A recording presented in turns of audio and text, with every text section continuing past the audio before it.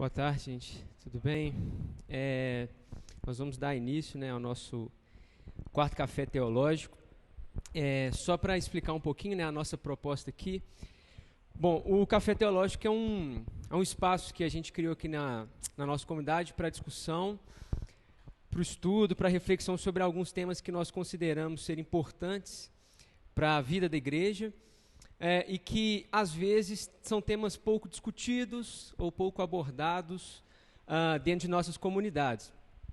Claro que ele surge numa preocupação pastoral nossa aqui para a nossa própria comunidade, mas a ideia é oferecer um espaço aberto para discussão, para reflexão, para todo mundo que quiser ou tem interesse nesses temas aqui na nossa cidade mesmo. Como eu falei, nós já estamos chegando aqui na nossa quarta edição do Café Teológico e esse ano a gente tem o prazer de receber o reverendo Ernsten. Mas só vou dar alguns avisos com relação à organização do evento. Nós, como vocês podem ver, a gente tem uma livraria funcionando ali atrás. Você pode aproveitar os intervalos para dar uma conferida nos títulos que estão sendo vendidos ali. A gente também tem um café ali atrás. Depois da primeira, o Isaac vai explicar melhor depois a questão dos horários, mas haverá um intervalo entre as falas do reverendo Ernsten. Você pode se servir lá no café. Eu não sei, você é livre, né? Se quiser tomar um cafezinho durante a palestra, também é claro que, né, com boa ordem, com boa organização, para não atrapalhar a concentração daqueles que estão prestando atenção e até mesmo a exposição também. Nós estamos muito felizes de receber vocês aqui, é um privilégio para nós, sinta-se à vontade, você é muito bem-vindo aqui na nossa igreja. Vou passar a palavra para o reverendo Isaac. Obrigado. Obrigado, Jimmy. Boa tarde a todos, irmãos, tudo bem? Boa tarde. Vou convidar o reverendo Ernsten, acredito que os irmãos já conheçam. O pastor Ernsten é professor do seminário JMC, lá em São Paulo. Também é professor dá alguns módulos, né, no Andrew Jumper. Também é professor do mestrado no Mackenzie, em Ciência da Religião. E ele é um especialista em João Calvino, que é o nosso foco nessa tarde aqui no Café Teológico. A gente escolheu essa temática exatamente pensando naquilo que a gente usualmente não conhece de João Calvino. A gente ouve muito sobre a sua teologia, a gente ouve muito a respeito da doutrina que ele expôs, mas a espiritualidade dele realmente é algo que a gente ouve pouco, fala pouco. Então, esse nosso objetivo é exatamente isso. Eu vou convidar o reverendo Ernsten, vamos fazer uma oração, depois ele está com a palavra. O nosso evento ele funcionará com 2 palestras. A primeira vai começar agora, vai ter 50 minutos de palestra, depois nós vamos abrir 10 minutos para pergunta, e aí, depois desse tempinho, a gente tem um cafezinho, 15 minutos, voltamos para mais uma palestra, mais pergunta e mais café depois de novo. Então, vamos fazer uma oração, depois o reverendo estará com a palavra. Senhor nosso Deus, nós primeiramente agradecemos ao Senhor a disposição que temos para estar aqui, para aprender um pouco mais a respeito daqueles homens que testemunharam a verdade de Cristo Jesus, e que esse testemunho verdadeiramente possa nos fazer também conhecer a respeito do Senhor, conhecer a respeito da sua obra, e que possamos sair daqui tranquilos, dispostos a viver o Evangelho fielmente em nossas vidas, para que o Senhor realmente se agrade de nós e se agrade de tudo que fizermos nesse lugar. Se conosco, nos abençoe, essa é a nossa oração, e assim nós fazemos em nome de Cristo Jesus, nosso Senhor. Amém. Amém, reverendo.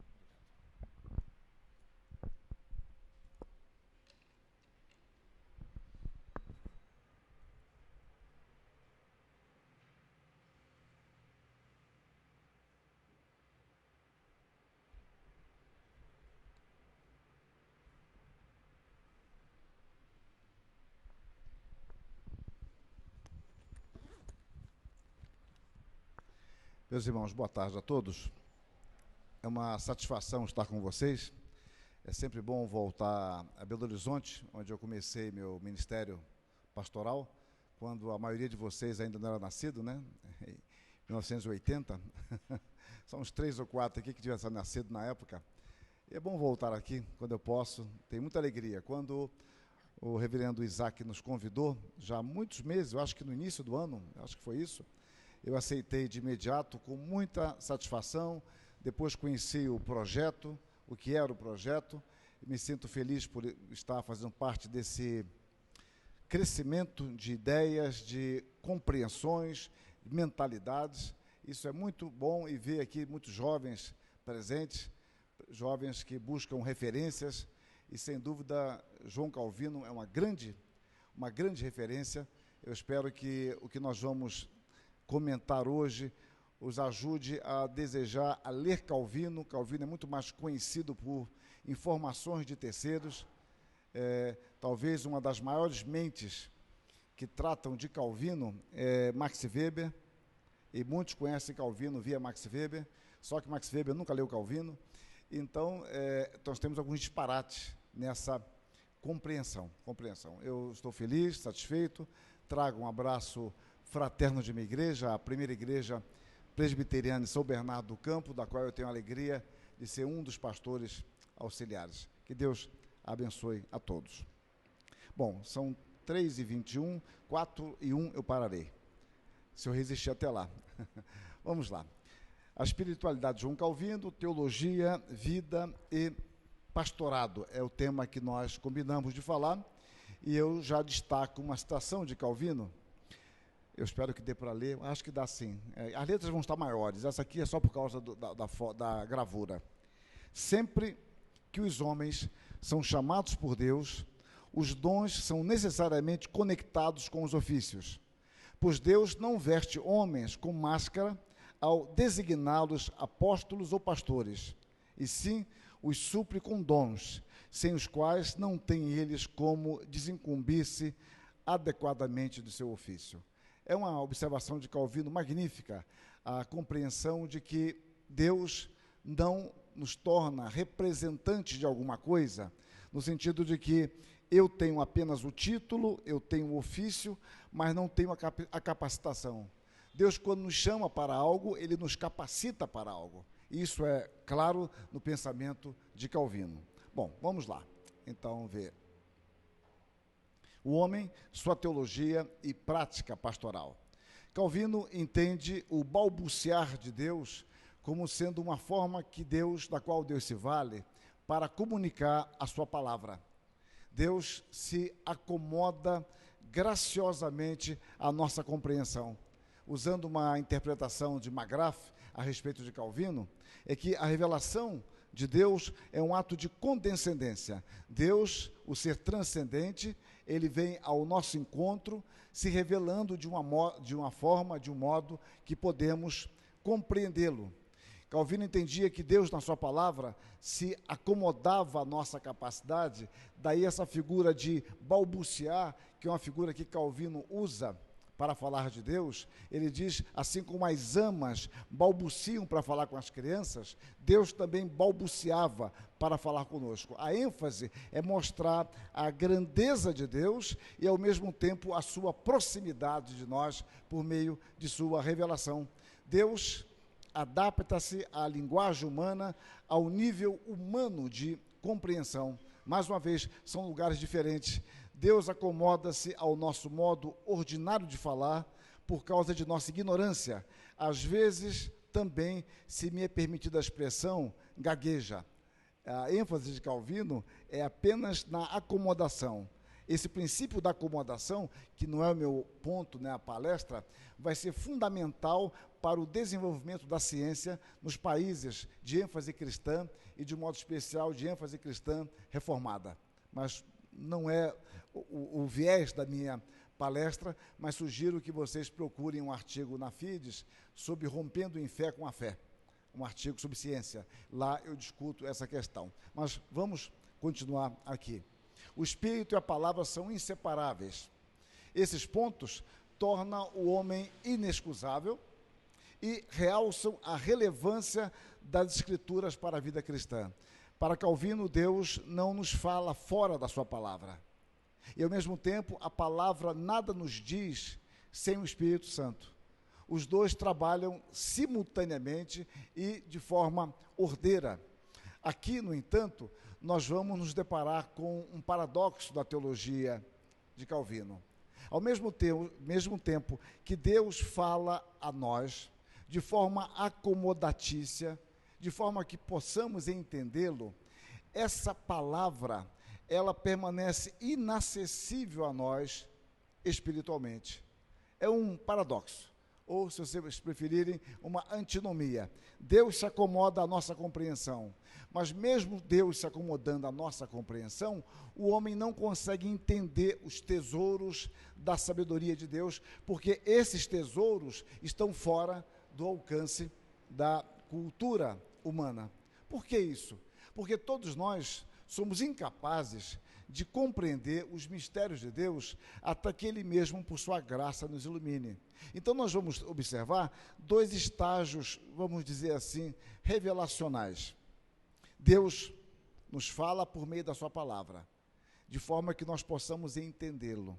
E podemos, então, entender essa revelação intelectualmente, porque ela não nos parece mais estranha. Deus usa uma linguagem compreensível. Porém, essa linguagem compreensível só fará sentido espiritual para nós se Deus nos falar por meio do Espírito.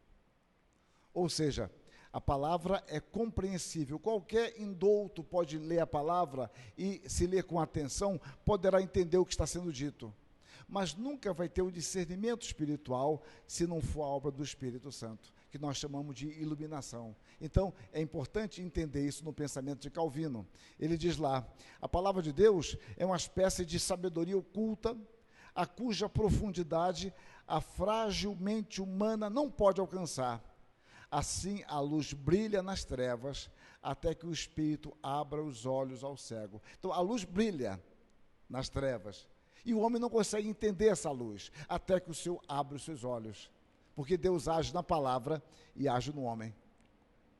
A palavra revelada, e ao mesmo tempo Deus ilumina os nossos olhos, para que possamos entender salvadoramente, espiritualmente, esta palavra. Ele diz em outro lugar, de nenhum efeito é a palavra sem a iluminação do Espírito Santo. Em outro lugar, da mesma forma, a palavra não pode ser separada do Espírito, como imaginam os fanáticos, que desprezando a palavra, ufanam-se do nome do Espírito e incrementam coisas como confidenciais em suas próprias imaginações.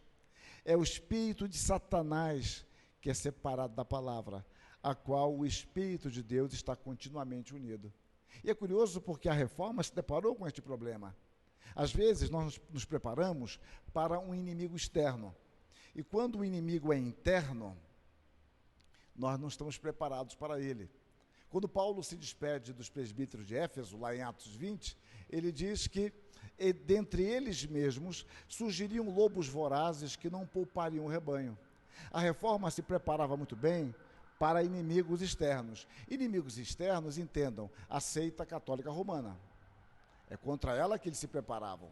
Mas em 1520, já na Alemanha, os profetas de Zwickau surgem como pessoas que alegavam terem revelações especiais e que não precisavam da Bíblia. Podiam falar de acordo com suas revelações, assumirem a liderança, a reitoria na Universidade de Wittenberg e assim por diante. Então, isto foi um problema. Melanchthon se deparou com isso. Lutero teve que deixar Waterburgo e ir até a Alemanha para debater com esses homens, expulsá-los de Wittenberg.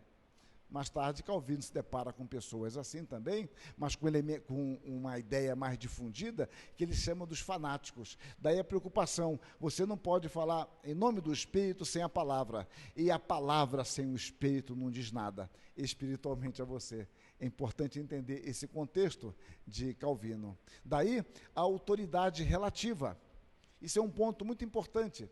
Antigamente falava-se muito, olha, não toque no pastor, porque ele é ungido de Deus. Bom, eu creio que é assim também na minha igreja. Na minha igreja eu acho que os crentes devem obedecer isso, mas na de vocês não. Por quê? O princípio que Calvino estabelece nas Institutas, edição de 1541, que é aquela... Não, aqui não tem, não. Ela, a mais próximo dela, aquela vermelhinha, acho que eu vi lá a porta. Um princípio que vai nos dizer que a autoridade do ministro é uma autoridade relativa. Ele fala dele mesmo como escritor. Importa em tudo quanto exponho recorrer ao testemunho da Escritura, que aduzo para ajuizar da procedência e justeza do que afirmo. Ou seja, eu tenho autoridade como pastor enquanto eu pregar a palavra com autoridade. Se eu nego a palavra, eu perdi minha autoridade. E a igreja deve se valer dos meios legais para me tirar dali. A questão não é mística. A questão é bíblica e teológica. Quando eu nego a minha autoridade, Pedro era a autoridade da igreja. Quando agiu perfidamente, Paulo admoesta na frente de todos. Gálatas 2. É importante ter essa perspectiva. Mas voltemos aqui à ideia de que ninguém se auto-autoriza. Vocês nunca viram isso, mas tem grupos que se nomeiam apóstolos, tem agora uns patriarcas, suprassumos, anjos, angelicais, superdeuses, e não tem fim.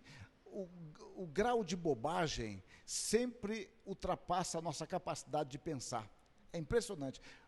Eu lembro, em 83, eu era pastor aqui, eu escrevi meu primeiro livro, e eu dizia no livro o seguinte: enquanto as pessoas não deitarem no chão e rolar na hora do culto, não vão sossegar. Eu peguei a coisa mais absurda do mundo que eu podia imaginar em 83, e hoje é prelúdio isso.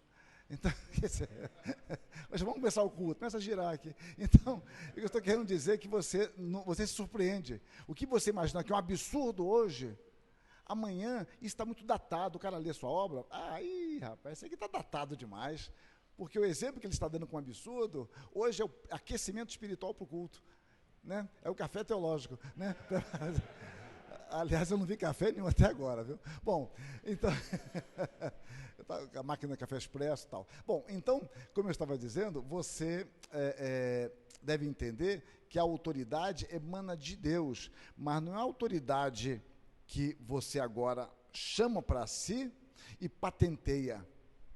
Isso é um espírito que veio do humanismo renascentista. As coisas são o que são porque são, não porque eu digo que seja. No caso da reforma, a autoridade está na palavra. A autoridade do que eu digo deve ser olhada à luz da Escritura, porque senão qualquer um sai dizendo bobagem.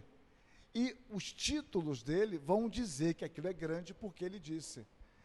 Os crentes de Bereia, estão lembrados? Atos 17, 10 e 11, examinavam as Escrituras diariamente para ver se as coisas de fato eram assim. Bom, eu vou falar o que é possível hoje sobre esse assunto, que eu tenho muitos slides, eu não consegui reduzir, e ainda vou fazer algumas digressões. Mas vamos caminhando.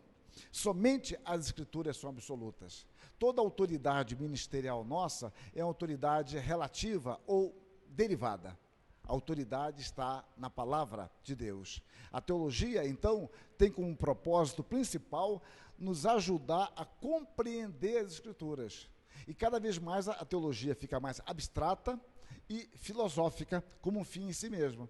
E não nos ajuda a compreender. E se o auditório não entende a minha teologia, a culpa é do auditório, não é meu. A culpa não é minha, que não consegue perceber as minhas penetrações nos arcanos celestiais, que, aliás, nem eu consigo também. Então, aquilo que o Voltaire falou no século XVIII, no dicionário filosófico, basta olhar lá o verbete metafísica, ele diz, o que é metafísica? Quando você fala, ninguém entende, nem você entende, isso é metafísica. É claro que era uma gozação dele, eu não concordo com ele, mas que é uma gozação boa é. Às vezes a teologia moderna é isso, né? Eu não entendo, ninguém entende, então é isso aí, a minha teologia moderna é magnífica, edifica a carne de alguém, etc. Bom, então a teologia tem como propósito nos ajudar a compreender as Escrituras. Então vocês observam que todo o labor teológico de Calvino, eu não vou poder mostrar isso grandemente hoje, mas espero apontar para isso, é para o bem da igreja. Por isso que eu sugiro sempre que quem quiser ir para o seminário, leia as pastorais. Estude as pastorais de Paulo com os comentários de Calvino. É muito interessante. Lá no seminário a gente mantém um grupo de estudo, reúne em média uma vez por mês, e nós passamos o semestre estudando 1 Timóteo. Muito interessante ver a visão pastoral de Calvino. As pastorais de Calvino são ótimas para o pastor, para quem quer ser pastor, para quem vai desistir logo, desiste de uma vez antes de começar. Leia as pastorais que você vai ficar assustado, a responsabilidade dos ministros. Bom, o seu valor, voltando à teologia, está na mesma proporção de seu auxílio na interpretação da palavra de Deus. Então, se o meu labor teológico não ajuda a compreender a palavra, é um labor nulo. Para que isso serve? Não serve para nada. Calvino é bastante prático quanto a isso. Desta concepção, subentende-se a distinção que, ainda que não formulada por Calvino, seguindo a linha de Abraham Kuyper, eu entendo que o que Abraham Kuyper diz está em Calvino, ainda que não formalmente, mas eu estou sendo fiel ao Abraham Kuyper. Vamos lá. Abraham Kuyper vai nos colocar que a teologia, ela nunca é arquetípica, mas sim ectípica. O que significa isso? É que a teologia, ela não é o padrão de avaliação da realidade. A teologia é o resultado da revelação. A teologia não é a revelação. A teologia não é o padrão último. O padrão último é a palavra. A Confissão de Fé, capítulo 1, seção 10, fala sobre isso. O critério último é o Espírito falando na Escritura. Daí a nomenclatura Supremo Conselho é a nomenclatura equivocada. Não é de tradição presbiteriana. Eu estou falando na tradição presbiteriana, não no Brasil. A teologia tupiniquim presbiteriana adota o Supremo Conselho, o que para nós seria a Assembleia Geral. Porque o Supremo Conselho é a palavra, não homens se reunindo para dizer o que a palavra diz. Bom, é apenas um detalhe. Uma teologia arquetípica, que seria o arquê, o princípio de tudo, se é que podemos falar deste modo, pertence somente a Deus, porque somente Deus se conhece perfeitamente. Segundo ponto, a teologia não termina em conhecimento teórico e abstrato. Antes, se plenifica no conhecimento prático e existencial de Deus, por intermédio da sua revelação nas Escrituras Sagradas, mediante a iluminação do Espírito. Então, a teologia não termina em abstração. E eu tenho observado que muita nossa teologia diluída na igreja é abstrata, porque o abstrato não me leva a nada, exceto a abstração. Então, eu posso me abstrair da realidade, dormir cantando, deitado eternamente berço esplêndido e sonhar com uma nova humanidade, mais nada. É por isso que a gente quer evangelizar a Ásia, a África, os países em guerra, onde tem desgraça, a gente quer evangelizar, porque na realidade não precisa fazer nada, só dar uma oferta talvez. Ou eu quero tocar nas vestes de Deus também, tocar nas vestes é legal, tocar nas vestes de Deus, mas eu não preciso fazer nada. Agora, evangelizar meu vizinho, aí é complicado. Evangelizar meu cunhado, nem pensar. Genro, então, está condenado. Ou seja, aquilo que exige um ato mais concreto, não é legal. É legal você pensar em coisas abstratas. Pensem em vocês. Eu não sou profeta não, mas dá para perceber isso que acontece com vocês. Se vocês já não pensaram em algo concreto, que desse para reunir e fazer algo na sua igreja, na sua mocidade, algo menor, vamos começar uma reunião assim, e alguém veio para vocês, não, gente, vamos fazer uma reunião aqui de toda BH, de todos os jovens de BH, vai ter um café expresso, vamos trazer uma máquina ali, vamos ter depois um Outback aqui para a gente jantar, etc. Você não fez nem isso, nem o que você queria. Às vezes nós somos frustrados por isso, porque o abstrato não me leva a nada. Em geral, quem deu a ideia não fez nada, faltou a reunião. E você não conseguiu fazer o pequeno, o grande, como diria dos cantores do Sul, nem pensar. O abstrato nos fascina mais. Para Calvino, a teologia tem a ver com o concreto, com a realidade, uma questão eminentemente pastoral. Conhecer a Deus é obedecer a seus mandamentos. Então, o interesse puramente acadêmico pela teologia é incapaz de contribuir por si só para a solidificação da teologia e da fé da igreja. Eu creio que as igrejas no Brasil vão enfrentar um problema maior, dentre tantos outros. Nós vamos ter mais teólogos do que crentes em breve. porque as faculdades de teologia estão crescendo muito, muito, e eu dou aula em faculdade de teologia há 13 anos. Isso em faculdade de teologia, seminário há 36. E eu observo que grande parte dos jovens que vai para a universidade fazer teologia, tem pouca vivência cristã. Pouquíssima. Outro dia eu falei para eles, inclusive, numa semana teológica. Muitos vão porque o preço é barato, é um curso pouco concorrido, e supõe eles que é mais fácil.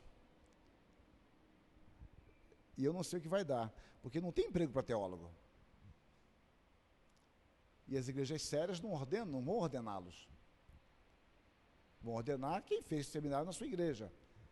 E a maioria do pessoal que vem é de igrejas pentecostais e neopentecostais, que tem uma formação muitas vezes deficiente em termos de educação cristã, já que cada vez mais as igrejas pentecostais e neopentecostais, a despeito de muitas virtudes que têm se enfraquecido na educação básica da igreja, eliminado, por exemplo, a escola dominical.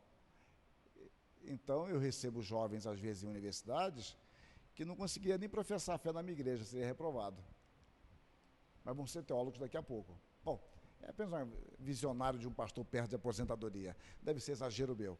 Bom, a teologia é uma expressão de fé da igreja amparada nas Escrituras. Por isso, toda teologia, ela é apaixonada. Como falar de Deus e de sua palavra de forma objetiva e distante do seu objeto? Quem tenta fazer isso é o cientista da religião, que em geral não crê em nada,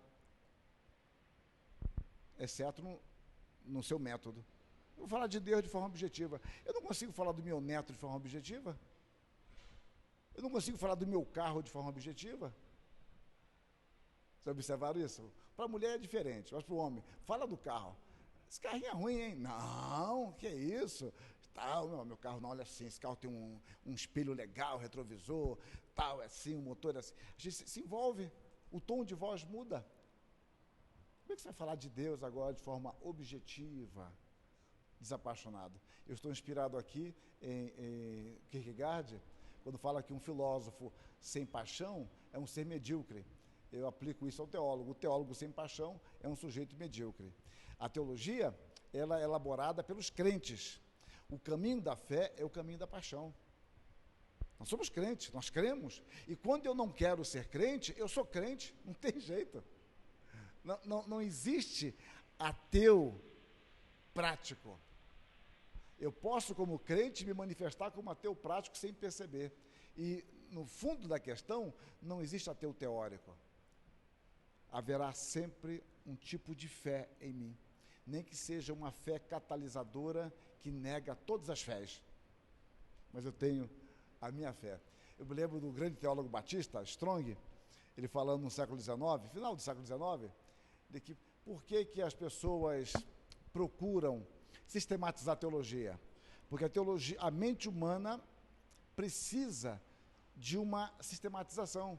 A sua mente, ela é sistemática. Então, não sei se era ele que ilustrou com isso, se não é, fico eu falando aqui. É que você fala assim, olha, eu discordo do sistema. Mas o que você crê então? Eu creio da seguinte forma, número 1, então é um sistema. Você discorda do sistema em nome de um sistema. Você discorda da fé em nome de uma outra fé. Não há neutralidade teórica, não há neutralidade acadêmica, porque não há neutralidade existencial. Você não tem saída quanto a isso. Cada assunto leva vieses que eu não tenho tempo de entrar. O teólogo sempre será um apaixonado. A teologia, McGrath interpreta bem, é serva da igreja. Nós estamos a serviço da igreja. Servindo a igreja, nós estamos servindo a Deus. Quando eu falo servir a igreja, eu estou falando de denominação, de cabresto, de concílios. Eu estou falando de servir a igreja de Deus por meio da edificação do povo de Deus. A grande virtude do que serve é ser encontrado fiel. Eu posso não ter uma série de virtudes, mas Paulo diz que aquele que serve, espera-se que ele seja encontrado fiel. Então, o teólogo não pode ter outro propósito do que o glorificar a Deus por meio da compreensão fiel das Escrituras e, no seu ensino, ao povo de Deus compreender e ensinar essa palavra de Deus. A teologia, portanto, nada tem a dizer além das Escrituras. O que as Escrituras não dizem, eu não quero nem saber de especular. Se Deus quisesse que eu soubesse, Ele teria revelado. Se aquilo fosse importante para mim, Ele teria me dado caminhos para conhecer. Mas nós gostamos justamente daquilo que não está escrito. Aí nós gostamos de fazer grandes especulações que, em geral, não nos levam a nada. Então, ela não substitui a palavra, nem a completa. Antes, ela deve ser serva da palavra. A teologia brota da intimidade da fé daqueles que cultuam a Deus e comprometem-se com a edificação da igreja. Uma teologia distante da igreja vai nos conduzir a uma frieza espiritual e um abandono. A teologia é feita no calor da fé. Isso está longe de não ser acadêmico. Cuidado para não pensar em academia, em frieza, e fé em algo apenas devocional. A teologia tem que ser altamente acadêmica. E ser altamente acadêmica é ser bíblica.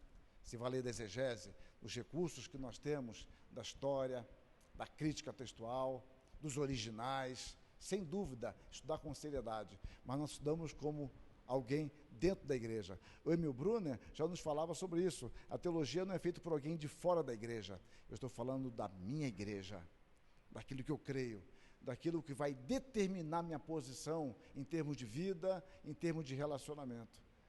Isso é pensar a teologia de uma forma diferenciada. Calvino sustentava que o mesmo Espírito que inspirou o registro das Escrituras nos convence da autoridade de sua palavra, concedendo-nos discernimento espiritual. O testemunho do Espírito é mais relevante e eficaz do que qualquer argumento ou arrazoado humano. Há arrazoados humanos pró-Escritura, sem dúvida, mas quem nos convence é o Espírito. Ele é bastante enfático isso no livro 1 das Institutas. A palavra de Deus, ela jamais poderá ser recebida salvadoramente sem o ensino do Espírito. É Ele quem, de fato, abre as Escrituras diante dos nossos olhos, nos capacitando a enxergar o Evangelho da glória de Deus. Contudo, não é o testemunho interno do Espírito, que é, sem dúvida, fundamental para esta compreensão, que a torna autoritativa. Antes, a sua autoridade é proveniente da inspiração divina, que a produziu e a preservou pelo Espírito. Portanto, o Espírito e a palavra são inseparáveis. Sem a inspiração do Espírito, não haveria o registro da palavra. Sem a iluminação do Espírito, jamais seríamos persuadidos de sua autenticidade e nunca poderíamos compreender salvadoramente a revelação de Deus.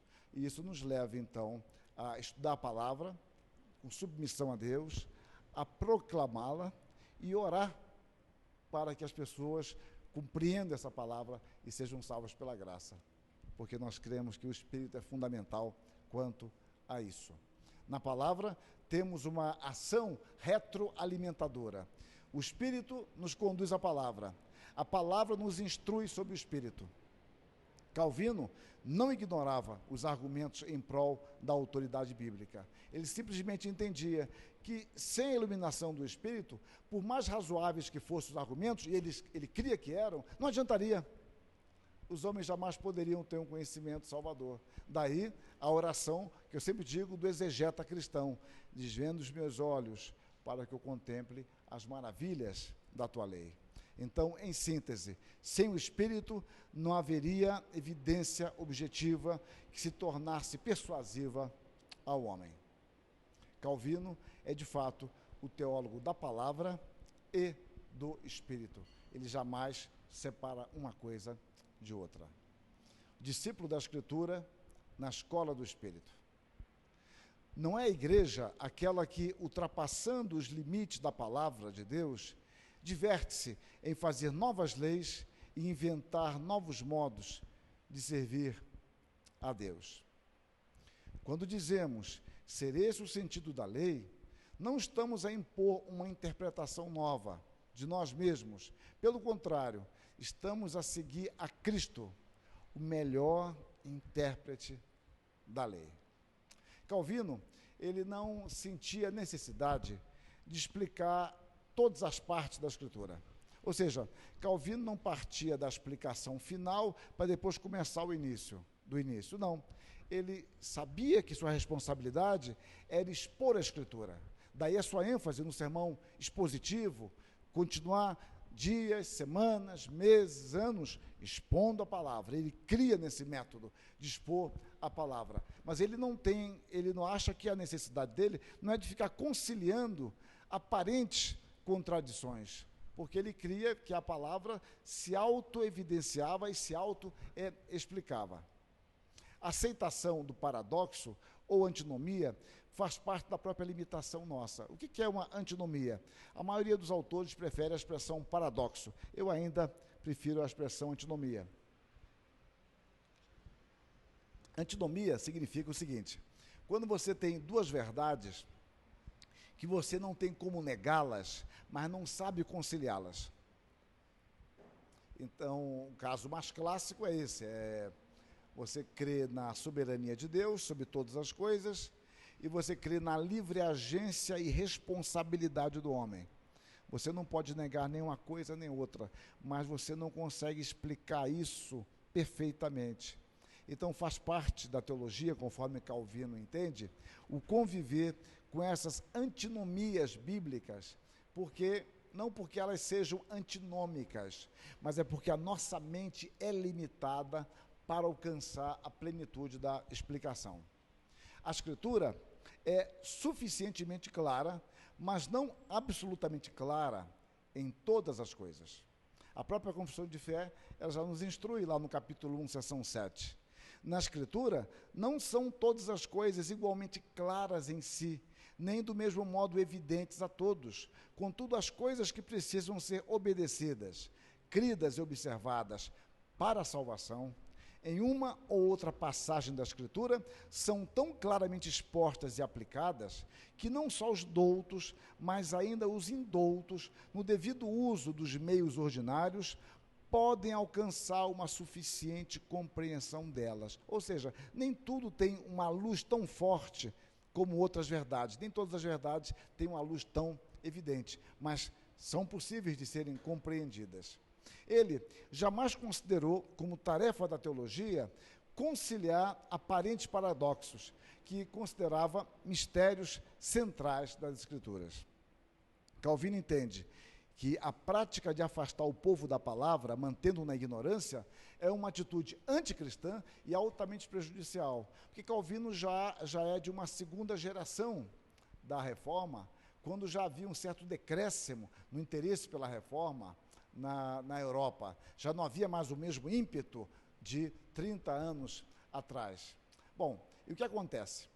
Calvino já começa a observar que as Escrituras continuam sendo traduzidas, disponibilizadas, mas nem todos têm um interesse pela Escritura. Você vai se acomodando, porque vocês observam, no Brasil, um trabalho magnífico de uma história ainda não contada, e vai ser difícil alguém contar essa história toda, é a história dos comportores. Os comportores fizeram um trabalho magnífico no Brasil, em várias regiões. Homens de várias denominações diferentes, viajando, distribuindo Bíblias, vendendo Bíblias. E muitas igrejas, muitos povoados, começaram uma igreja por meio da palavra de Deus. Tem um livro que retrata isso, num caso, acho que era em São Paulo, é um livro chamado Sozinha. Sozinha é um livro antigo, do Miguel Riso Júnior, que ele trata disso, como a Bíblia chegou numa região, sozinha, e como ali começou uma igreja, alguém lendo a Bíblia, e começou a contar a história bíblica, a família está em volta, os vizinhos ouvem falar, querem aquilo também. Mais tarde passou um pastor e tinha uma igreja organizada somente em torno da Escritura. Bom, mas a preocupação era distribuir a Bíblia, porque por trás dessa compreensão, por trás desse ato, melhor dizendo, há uma compreensão que Deus fala por meio da sua palavra. Bom, hoje o problema não é esse.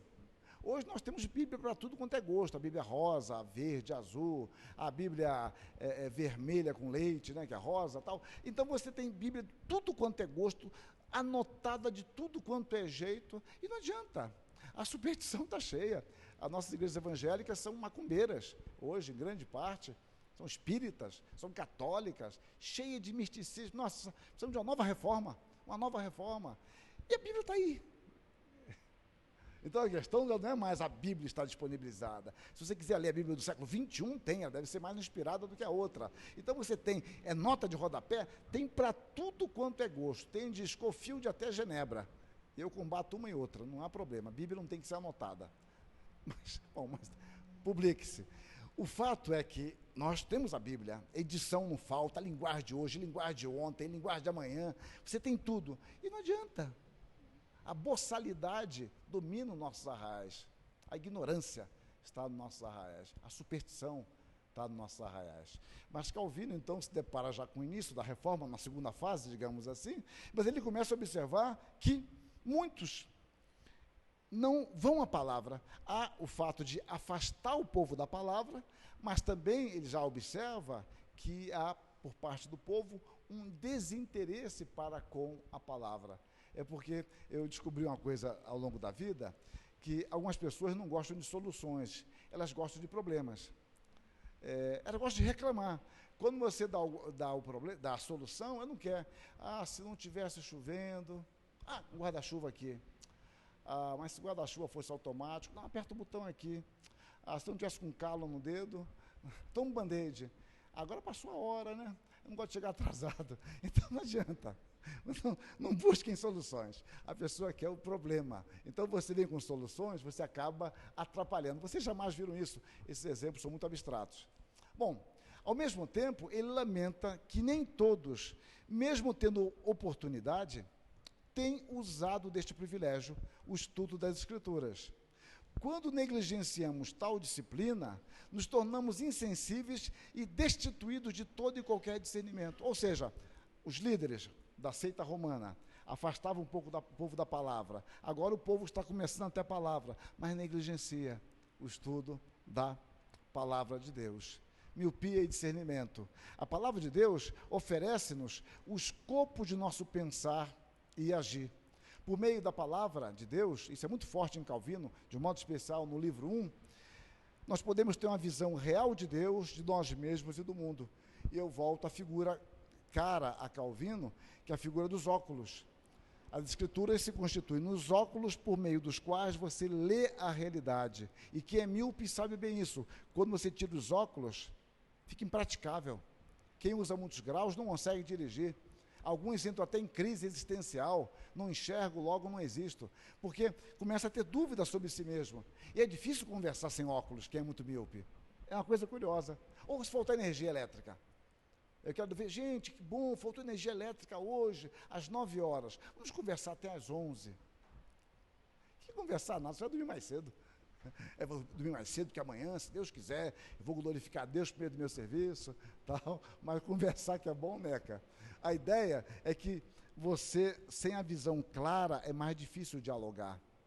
Eu já tive experiência de pregar no escuro. É terrível. Terrível porque meus bolsos eu não enxergava mais. Mas como ninguém sabia também, então ficou tudo tranquilo. Mas é esquisito você pregar sem ver as pessoas. Uma vez eu fui dar um curso de EAD, que eu tenho me escapado disso, é muito cansativo. Eu fui gravar um programa e era o microfone e eu e o microfone. Gente, é muito difícil falar e não visualizar ninguém. Eu saí dali cansado. Eu cheguei em casa meio-dia, um sábado, meio-dia, eu antes de almoçar fui dormir. Eu estava com dor muscular.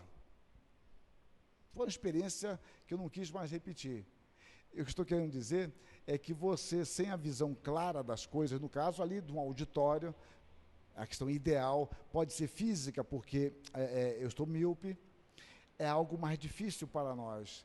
Calvino entende que a palavra nos dá uma dimensão correta da realidade, e eu começo a olhar a realidade de uma forma real, porque Deus é o Senhor da realidade. Porque a realidade, Deus não conhece a realidade simplesmente, mas a realidade é o que é porque Deus a preserva. Deus tem o controle de todas as coisas. Então a palavra é que nos dá esse discernimento. Portanto, uma cosmovisão reformada é uma visão que se esforça por interpretar a chamada realidade pela ótica das Escrituras.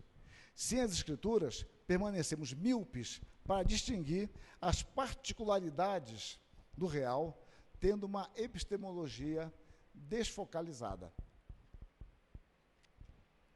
E é muito curioso isso. Eu não quero mexer ali nesse aparelho, que ele pode se enraivecer comigo e depois não ligar mais.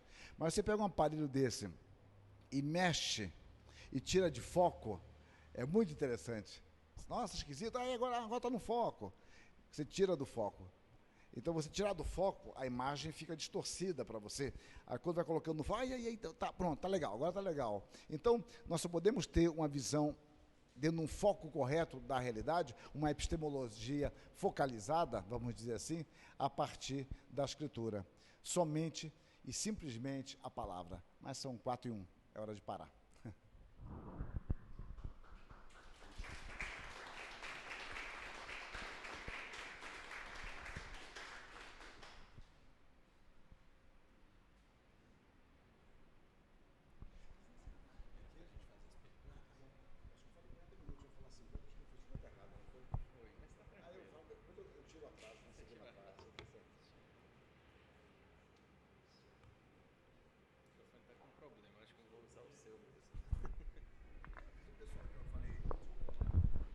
Bom, gente, a gente agora vai abrir uma oportunidade para perguntas. Se você quiser, obviamente a gente não vai anotar, você vai ter que vir aqui e fazer a pergunta que você quiser fazer, e a gente vai ter uns 10 minutinhos para isso.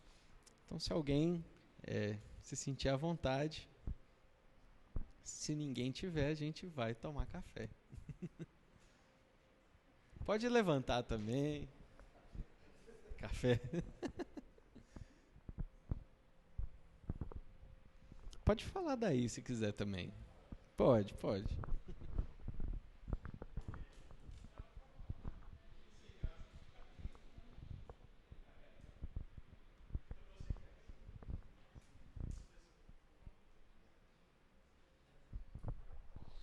Professor, eu queria fazer uma pergunta sobre um ponto específico da palestra do senhor. Quando o senhor estava falando da questão da objetividade, da não objetividade da teologia, e eu queria saber o seguinte, se em certo aspecto do nosso esforço teológico, pensando assim, como que um teólogo, por exemplo, ele vai tentar descobrir o que um autor da Bíblia falou. O que Paulo quis dizer quando ele diz isso? Se o resultado desse esforço não poderia resultar em um conhecimento objetivo a ponto da gente dialogar com outras tradições teológicas de forma mais intensa. Eu queria saber do senhor, se perguntando de forma mais clara, qual que deve ser a nossa relação com teólogos que às vezes falam coisas produtivas, mas não partem dos mesmos pressupostos e cosmovisões que a gente. Qual é o risco que a gente tem que ter e de que forma você, como teólogo, utiliza esses autores em sua reflexão e produção de conhecimento teológico? Obrigado. Obrigado, muito boa pergunta. É pastor, seminarista, o que você é? Crente? Diácono, rapaz, mas é crente então, tá bom. Muito boa pergunta, mas gosta de teologia? Para se perceber. Bom, eu estou enrolando para ganhar tempo para responder. É um princípio importante que Calvino vai colocar, depois recomendo que vocês leiam, lá em Tito 1,12, o comentário que ele faz de Tito 1,12. Basicamente é o seguinte, isso foi até um ponto que eu falei, olha, eu não posso entrar nisso, sobre ciência, mas ali estava a questão. De que toda verdade é verdade de Deus. Toda verdade é verdade de Deus. Então é o seguinte, um princípio reformado, de que se toda verdade é verdade de Deus, eu não temo a verdade. Isso já estava embrionariamente em Justino Marte, desenvolvido um pouco mais por Agostinho, e Calvino foi o grande sistematizador. E a ciência moderna, ela evoluiu justamente por esse princípio, de que eu posso me valer de verdades onde ela estiver. Teve um grande teólogo presbiteriano, que é B.B. Warfield, ele morreu em 1921. Ele foi talvez o último grande teólogo de Princeton, que era a grande escola teológica presbiteriana do século XIX.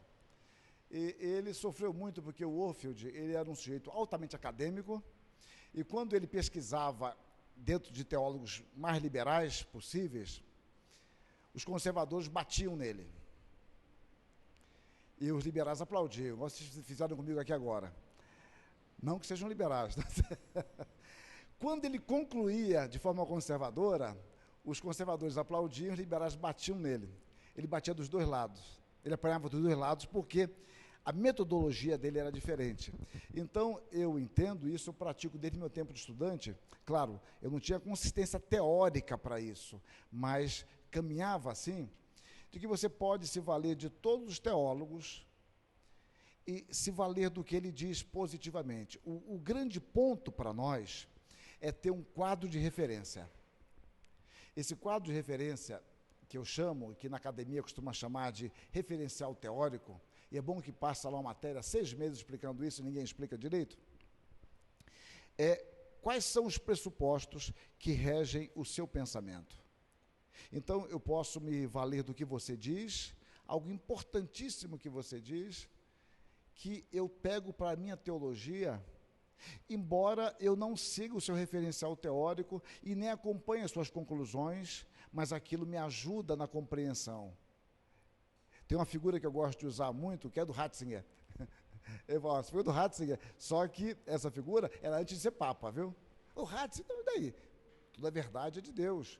O Tillich, quando fala de teologia, teologos, pô, legal, mas Tillich era herege, adúltero, ele e a esposa, mas e daí? E daí? Toda a verdade é de Deus. O ímpio, se ele disser coisas verdadeiras, eu posso me aproximar delas e sedimentá-la a partir de um referencial. É claro que eu não vou estimular os jovens da minha igreja a ler de tudo sem orientação. Agora, eles podem ler mais coisas do que aquilo que eu creio sob a minha orientação. Porque eu quero, e agora no seminário não, uma coisa muito mais aberta para isso, eu quero que eles adquiram um referencial teórico, que partam das Escrituras como sendo a infalível palavra de Deus, para analisar as contribuições variadas. Isso é importantíssimo. O problema é que esse meu discurso, ele se assemelha muito ao liberal. E eu sou um calvinista discreto, como eu sempre digo, moderado. Mas adoto essa perspectiva, que eu acho que é uma perspectiva reformada. Toda a verdade é de Deus. Então, eu tenho que ensinar os meus alunos, a minha igreja, a ter um referencial bíblico que me permita ouvir o canto da sereia sem me atirar no mar.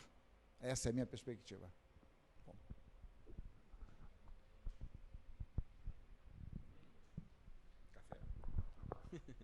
Mais ninguém? Então vamos tomar um café, depois a gente volta aqui para a palestra.